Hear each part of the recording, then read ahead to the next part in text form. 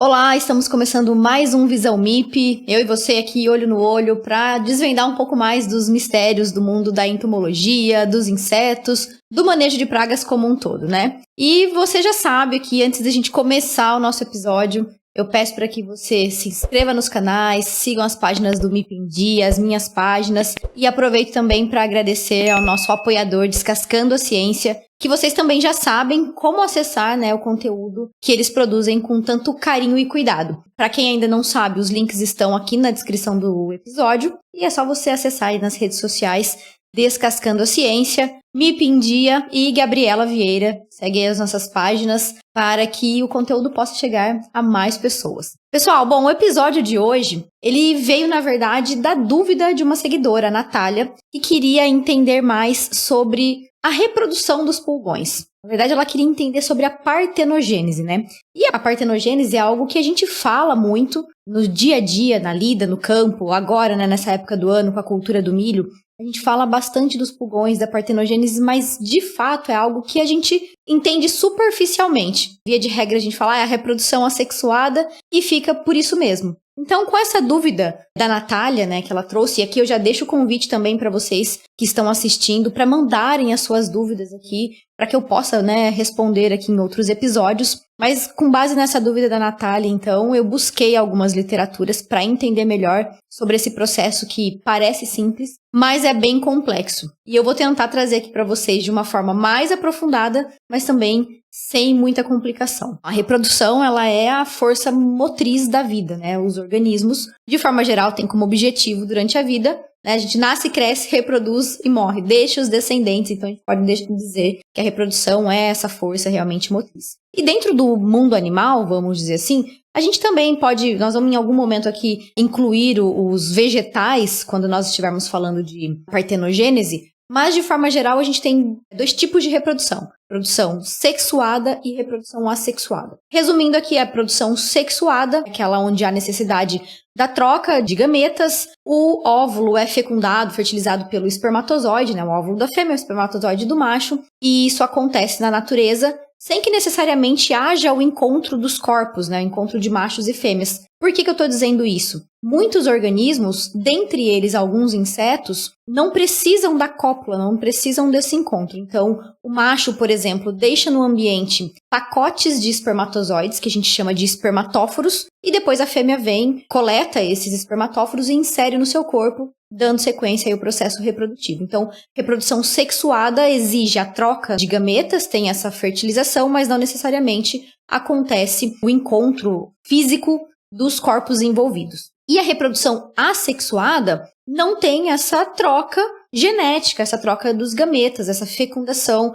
fertilização do óvulo. Então, ela acontece de uma forma resumida. A fêmea dá origem a uma nova prole sem a necessidade do espermatozoide do macho fecundando ali seus óvulos. E dentro do que existe de reprodução assexuada, a partenogênese é um tipo de reprodução assexuada e se destaca como uma estratégia bastante complexa, intrigante e interessante. E aqui, obviamente, a gente vai falar mais especificamente sobre os insetos. Então, vamos lá. Vamos a algumas definições, algumas classificações que eu gostaria de passar para vocês para ficar mais claro todo esse entendimento. Então, de uma forma bem simples, a partenogênese é a produção da prole a partir de óvulos não fertilizados que acontecem em diferentes grupos animais, dentre eles, nossos amados insetos. A partenogênese, na verdade, ela não é um processo único, mas ela é um conjunto de mecanismos que vão dar origem a uma prole, e essas características, na verdade, as características desses mecanismos, elas são características muito intrínsecas ao processo, muito próprias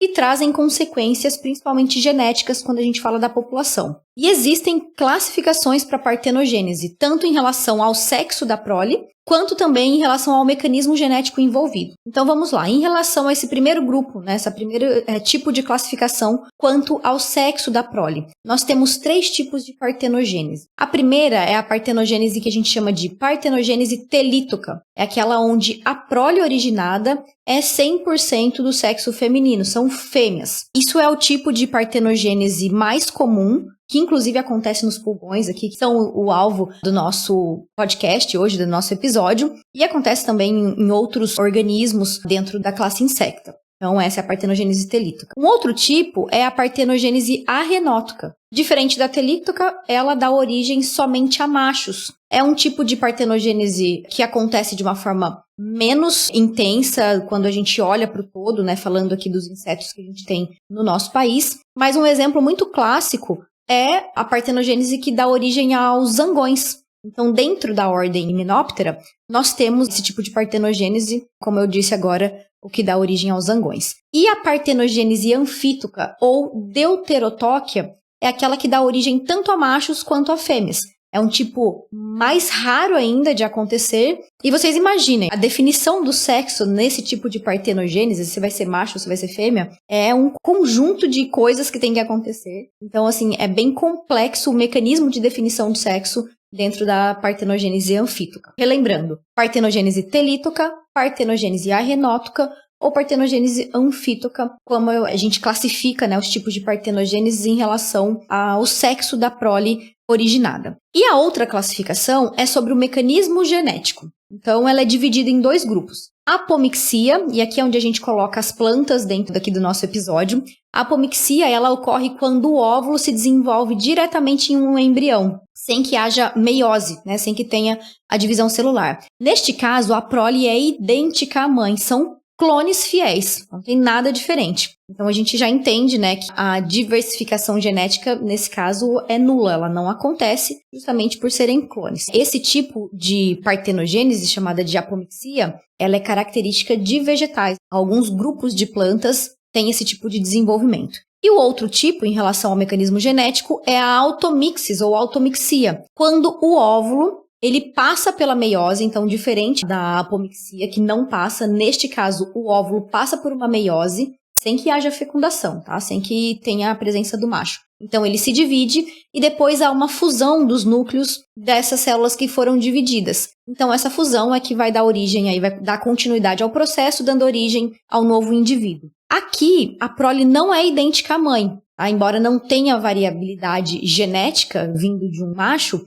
mas a prole não é idêntica à mãe, justamente por conta dessa meiose. Mas mesmo não sendo idêntica, a gente entende que a diversidade genética dentro da automixia, ela é muito baixa, né? Não existe uma grande diversidade, nem passa perto da diversidade ou da diversificação genética dentro da reprodução sexuada, onde há a troca gamética. Quando a gente fala dos pulgões, a gente entende que são organismos que, quando fazem reprodução assexuada, fazem a reprodução assexuada, a partenogênese telítoca e também a automixia, que é, neste caso, quando os óvulos passam pela divisão, pela meiose e dão sequência aí ao desenvolvimento. Vamos falar mais sobre os pulgões agora que a gente já sabe qual é o tipo de partenogênese que eles fazem. Então, são indivíduos, né, organismos, insetos bem diminutos, pertencem à ordem Hemiptera, a ordem dos sugadores, e eles se alimentam basicamente da seiva das plantas. E os pulgões na agricultura, né, nosso contexto aqui,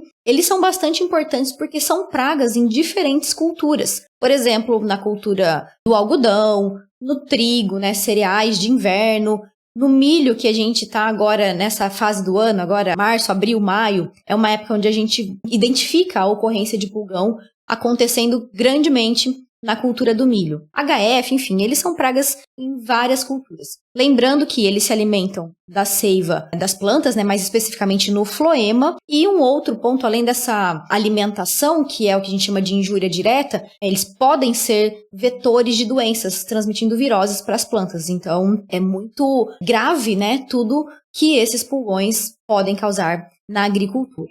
E no milho especificamente, nessa fase do ano que a gente está, o milho aí se desenvolvendo, a gente tem observado muito a presença de pulgões alados na cultura, né, no milho. E justamente foi daí que veio a dúvida da seguidora. Vocês já pararam para pensar de onde vieram esses pulgões alados? Será que eles foram reproduzidos a partir de o encontro de macho e fêmea? Ou será que a reprodução que deu origem a esses pulgões também foi uma reprodução assexuada? Nós vamos responder essa pergunta já já. Sobre ainda o ciclo de vida dos pulgões, a gente sabe que são hemípteros e que são organismos hemimetabólicos. Nós temos um episódio, inclusive, aqui do MIP em Dia, onde eu explico todos os tipos, né, de ciclos, hemimetabolia, holometabolia e ametabolia. Os pulgões são hemimetabólicos, eles passam pelas fases de ovo, ninfa e adulto, necessariamente. Mas em relação à reprodução mesmo, nós temos 3 tipos de ciclos, ou 3 possibilidades de ciclos desses pulgões. Então nós temos os pulgões que são holocíclicos. Nesse grupo de pulgão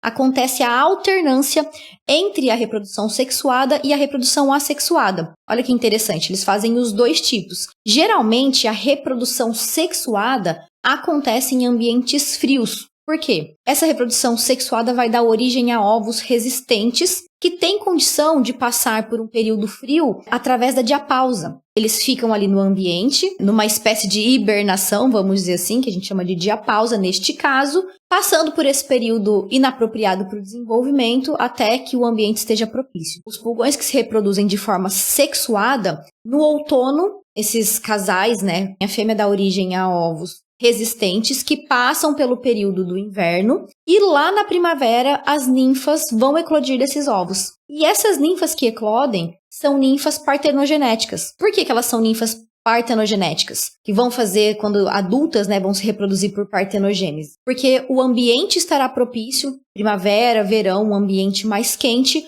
onde esses organismos conseguem se reproduzir com maior efetividade, né, uma maior rapidez. Então, recapitulando, os pulgões que têm o tipo de ciclo, que são chamados holocíclicos, eles se reproduzem alternando a reprodução sexuada e assexuada, onde a reprodução sexuada acontece geralmente no outono, e lá na primavera essas ninfas eclodem, dando origem a indivíduos partenogenéticos que vão se reproduzir de uma forma mais intensa no período quente do ano. Vocês podem imaginar que não é o caso aqui do Brasil, porque nós não temos condições tão extremas assim por longos períodos que fazem com que esses pulgões tenham a necessidade de ovos resistentes e tudo mais, pensando aqui no Brasil tropical. Um outro tipo de reprodução é o que a gente chama de pulgões anolocíclicos. Eles se reproduzem exclusivamente por partenogênese. E aqui é o caso dos pulgões que a gente tem nas nossas lavouras, né, no milho, no trigo, em qual for que seja a cultura. Justamente pelas condições do nosso ambiente. Nós não temos períodos intensos de frio que trazem a necessidade de ovos resistentes para passar por esse desafio climático. E além disso, nós temos também a chamada heteroécia. O que é isso? É a necessidade de troca ou alternação de hospedeiros, né, de plantas, para que o ciclo reprodutivo do pulgão consiga ser completo. A complexidade da reprodução dos pulgões é muito grande. Depende muito do ambiente, da população, da planta hospedeira, tudo isso está envolvido. E ela fica ainda maior quando a gente considera a presença de bactérias endosimbiontes. Exatamente isso. Então, essas bactérias, elas têm relação com o aspecto reprodutivo dos pulgões. Um exemplo que eu dou de bactéria endosimbionte é a famosa Wolbachia, que está aí também em outros, né? Ela acontece em outros insetos, percevejos, elas têm aí uma relação com esses organismos. As bactérias que vivem dentro dos pulgões, elas podem influenciar diversos aspectos da biologia desses organismos, tanto dos seus hospedeiros, a resistência a doenças, a parasitas, a tolerância das populações a aspectos climáticos, a calor. Olha a complexidade que é a tal da reprodução dos pulgões, especificamente falando aí de partenogênese. E algo interessante é que essa capacidade de reprodução partenogenética, ela não é recente, né? Não é atual. Ela está muito envolvida com aspectos evolutivos, adaptação das populações. E a literatura, ela traz que a reprodução por partenogênese surgiu em um ancestral comum dos pulgões cerca de 250 milhões de anos atrás. Então, olha o tempo, né, de evolução desse processo de reprodução. Só que uma pequena parcela, vamos colocar assim, um pequeno percentual das espécies de pulgão perdeu de fato essa fase sexuada. Embora a partenogênese, mais uma vez, reprodução assexuada, seja antiga, já venha de tempos, a reprodução sexuada ainda acontece dentro dos organismos, dentro dos pulgões. E os estudiosos, né, da literatura aqui que eu peguei, os pesquisadores que vão a fundo nesse assunto, eles dizem e trazem, né, que a partenogênese ela evoluiu como uma adaptação a ambientes instáveis, inapropriados ou mesmo imprevisíveis, onde a reprodução sexuada pode ser difícil ou arriscada, ou gasto energético muito alto. A partenogênese ela surgiu como uma alternativa eficiente e mais segura para a reprodução destes organismos. Eu separei dentro de toda a literatura, algumas vantagens trazidas pela partenogênese para os pulgões. E a primeira delas é a rápida expansão populacional. O que é isso? Bom, a partenogênese permite que as fêmeas gerem descendentes rapidamente, sem a necessidade, né, de encontrar um parceiro, de encontrar um macho. E em condições ideais, uma única fêmea partenogenética pode produzir centenas de descendentes em poucos dias, em poucas semanas, levando a um rápido crescimento populacional. Inclusive, é isso que a gente vê nas lavouras, né? Quando, de repente, né, a gente fala, meu Deus, do nada, uma população altíssima aqui de pulgão. De onde é que eles vieram? É essa rapidez, rápido crescimento populacional possibilitado pela partenogênese que faz com que esses picos de população apareçam aí do nada, né, entre aspas. Uma segunda vantagem trazida pela partenogênese é a colonização de novos ambientes. Então, quando a gente considera que uma única fêmea pode dar origem a vários indivíduos, se esta única fêmea está num ambiente diferente, ela consegue começar essa colonização de uma forma bem rápida, né? Visto que o ciclo dos pulgões, de forma geral, é um ciclo rápido e ela consegue dar origem a muitos descendentes. Um terceiro ponto, preservação de genótipos adaptados através da partenogênese. Mas como assim? Bom, ela pode garantir a transmissão direta de genótipos bem adaptados ao ambiente. Isso é útil em situações onde a recombinação genética, né, no caso se tivesse uma reprodução sexuada, ela poderia desfazer combinações genéticas que são favoráveis àquele determinado ambiente. Então, quando a gente considera a partenogênese, sabendo que a prole vai ter as características genéticas da mãe, os genótipos favoráveis àquela população vão se manter na população devido à partenogênese. Uma outra vantagem que os autores dos trabalhos, e a gente consegue ver no dia a dia também, é a questão de evitar o que eles chamam de conflito sexual. O que seria isso? É todo o gasto energético envolvido no encontro dos sexos. O macho ou a fêmea buscar esse parceiro, toda a energia que eles gastam para que a cópula aconteça, a possibilidade de danos físicos mesmos, né, durante a cópula, tudo isso entra no que é chamado de conflito sexual. Então, a partenogênese evita isso também, visto que não há necessidade do macho e da fêmea se encontrarem. Aliás, não há necessidade do macho, né? A fêmea se reproduz sozinha. Gente, é claro que todas essas informações não surgiram aleatoriamente na minha cabeça, né? Inclusive, os links dos trabalhos que eu utilizei, dos artigos científicos, estão aqui na descrição do episódio e vocês, por favor, fiquem à vontade e até sugiro que leiam mesmo, né? Lógico que eu não consigo trazer todos os detalhes para cá, então sugiro que vocês façam a leitura desses artigos e se tiverem alguma dúvida, podem trazer aqui pra gente. E o interessante é que em um desses materiais, os autores eles trazem um pensamento bastante reflexivo, bastante profundo. Eles dizem assim, ó: se a partenogênese oferece tantas vantagens em certas situações, por que a reprodução sexuada ainda existe, né? Por que ela persiste como um componente importante do ciclo de vida de muitos pulgões? Não de todos, mas de muitos. A resposta para isso, e que eu achei muito interessante essa abordagem, mostra a importância de um equilíbrio entre as vantagens de curto prazo da partenogênese e os benefícios de longo prazo da reprodução sexuada. Então, ambos têm a sua importância dentro da perpetuação das espécies, né? Tanto a agilidade, aquela coisa mais imediata da partenogênese, mas também a perpetuação ao longo do tempo, a longo prazo da reprodução sexuada. E é claro, né, que a reprodução sexuada traz vantagens também. Então, eu falei das vantagens da partenogênese, vamos dar uma olhadinha aqui na vantagem ou nas vantagens da reprodução sexuada que acabam refletindo como desvantagens da partenogênese, né? Eu separei 3 aqui. Então, a primeira vantagem da reprodução sexuada seria a eliminação de mutações deletérias. Então, a recombinação genética permite a eliminação de mutações deletérias, evitando o acúmulo dessas mutações ao longo do tempo. Então, ao mesmo tempo que a partenogênese favorece a continuidade de determinados genótipos na população, a reprodução sexuada traz a possibilidade de eliminar genótipos deletérios, né, aqueles que são prejudiciais para a população. Um segundo ponto é a maior diversidade genética, né, que é algo que a gente discute muito. Então, essa recombinação gera uma alta diversidade genética, tornando as populações mais resilientes a mudanças do ambiente, por exemplo, ou então a determinados patógenos, porque aquelas populações oriundas de partenogênese que não têm variabilidade genética, imaginem se um patógeno chega ali e é capaz de eliminar um indivíduo, significa basicamente que ele é capaz de eliminar quase toda a população ou toda a população, diferente das populações que têm variabilidade genética. Um patógeno pode causar mal ou matar determinado indivíduo, mas outro com uma genética diferente, embora da mesma espécie, pode não ser acometido por aquele patógeno. E um terceiro ponto é a adaptabilidade aprimorada. Então, a alta diversidade genética aumenta, obviamente, a capacidade de adaptação a novos ambientes, né, e aos desafios evolutivos pelos quais essas populações vão passar. Bastante coisa, né, pessoal? Eu sei, é um conteúdo um pouco mais denso, um pouco mais técnico. Eu tô tentando trazer aqui de uma forma mais simples, como eu disse no início. Mas agora vamos, depois de nós entendermos classificação da partenogênese, como é que acontece, vamos entender a história realmente do pulgão, do nosso pulgão aqui, ao lado do milho, né? Esse pulgão que nós temos visto durante essa época do ano nas nossas lavouras de milho. Será que ele é oriundo de reprodução sexuada? Será que ele é oriundo de reprodução assexuada? O que aconteceu? O pulgão alado, ele também vem de reprodução assexuada. Então, a partir de uma fêmea partenogenética, ou seja, reprodução assexuada, não tem macho.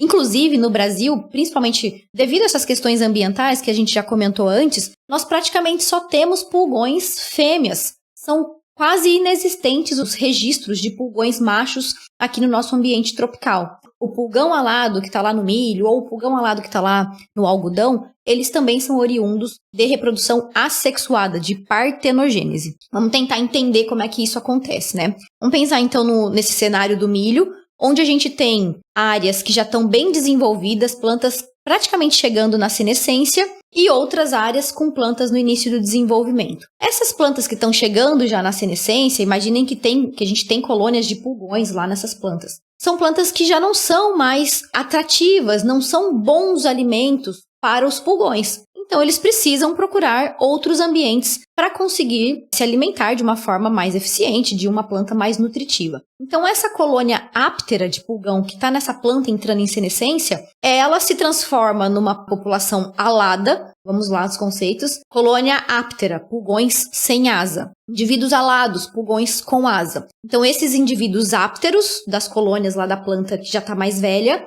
desenvolvem asas e vão para plantas mais novas, de milho mesmo, ou de outras culturas onde eles conseguem se alimentar melhor. Então vejam que, nesse caso, o gatilho para a transformação de um indivíduo áptero num indivíduo alado foi justamente a necessidade de busca por alimento mais nutritivo, por um alimento de melhor qualidade. Existem outros gatilhos para essa mudança. Por exemplo, quando a densidade populacional é muito alta, tem muito pulgão ali naquele ambiente e eles precisam procurar um ambiente onde eles vão conseguir se desenvolver melhor. Ou então, uma mudança de temperatura, uma mudança de questões ambientais que não propicia ou não proporciona um bom desenvolvimento para esses pulgões. Eles também podem buscar outras regiões. Então, esses são os 3 principais gatilhos de mudança de populações ápteras para populações aladas. Entendemos aqui, no nosso exemplo, o pulgão precisa buscar outro alimento. Como é que ele vai desenvolver a asa, né? Será que, assim, piscou, dormiu, do dia para a noite, essa asa, de forma repentina, ela se desenvolve nos pulgões? Não é bem assim. Vamos lembrar que os pulgões, já comentei, são hemimetabólicos, eles passam pela fase de ovo, ninfa e adulto. Quando sai do corpo da fêmea, no caso desses pulgões vivíparos, que já sai o pulgãozinho, né? São fêmeas na fase jovem, na fase de ninfa,